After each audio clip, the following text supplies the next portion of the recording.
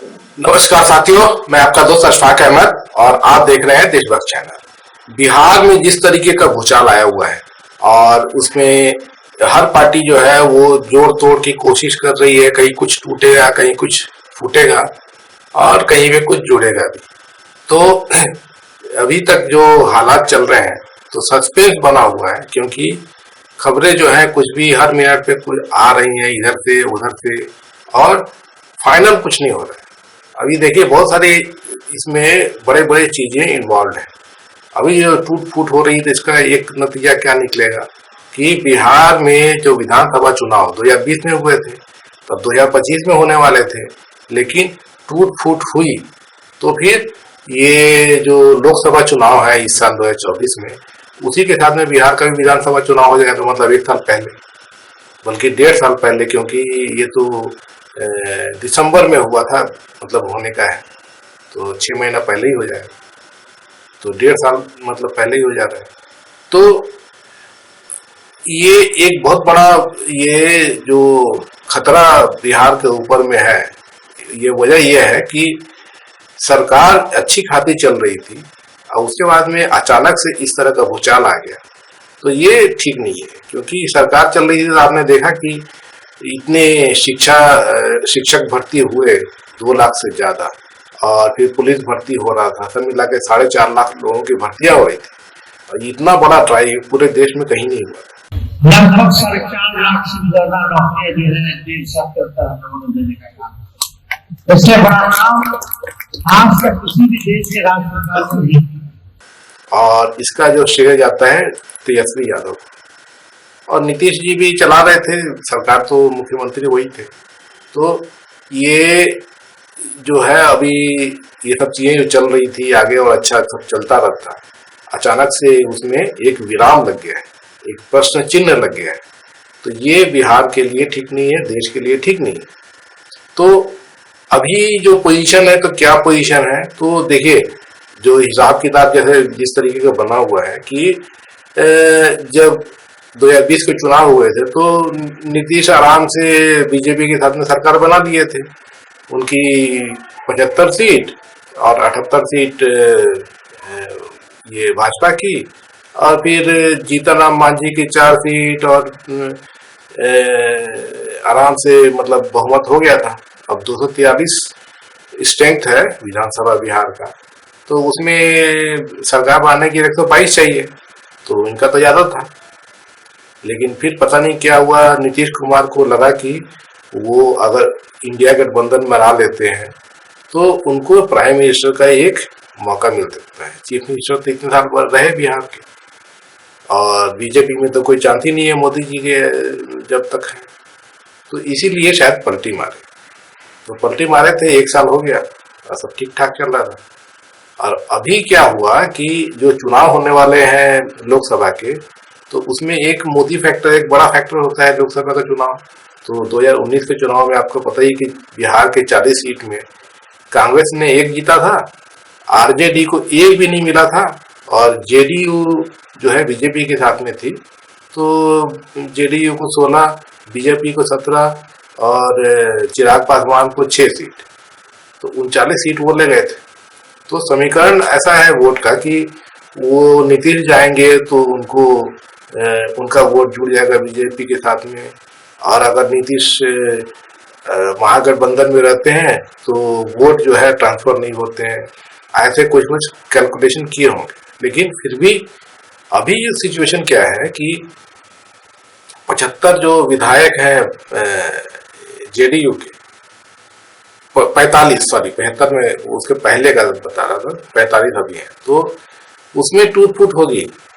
भले ही 1 साल पहले के दौर में बीजेपी के साथ में सरकार चला लिए थे, लेकिन अब जेडीयू के बहुत सारे एमएलए वो नहीं चाहते हैं बीजेपी के साथ जाने के लिए। खुले आम गोपाल मंडल और भी जो है वो बता रहे हैं, और कई लोगों का ये है कि उनके पास में लिस्ट है पूरी, 10 से ज्यादा विधायक टूट जाएंगे, वो आरजेडी में चले जाएंगे। तो ये नौबत है। तो ऐसे में क्या है कि अगर बीजेपी के साथ में ये गए तो उनकी जेडीयू टूटेगी नीतीश की, और फिर बहुमत तो फिर महागठबंधन को हो जाएगा, क्योंकि अभी आज के डेट में 69 विधायक जो है वो तेजस्वी के साथ में है, आरजेडी के साथ 69 विधायक उनके, कांग्रेस के 19, उसके बाद में 16 विधायक वामपंथी, और उसके एक निर्दलीय है, और MIM के भी एक है, तो भी आ सकता, जब समर्थन जो होगा आ जाएगा। तो सब मिला के 120 करीब तो ये हो जाएंगे अगर जीताराम मांझी भी आ जाए।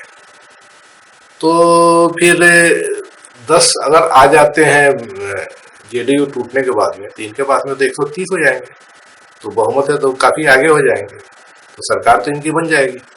तो पूरा दिखता है कि सरकार जो है वो महागठबंधन की ही बनेगी अगर नीतीश पाला बदलते हैं।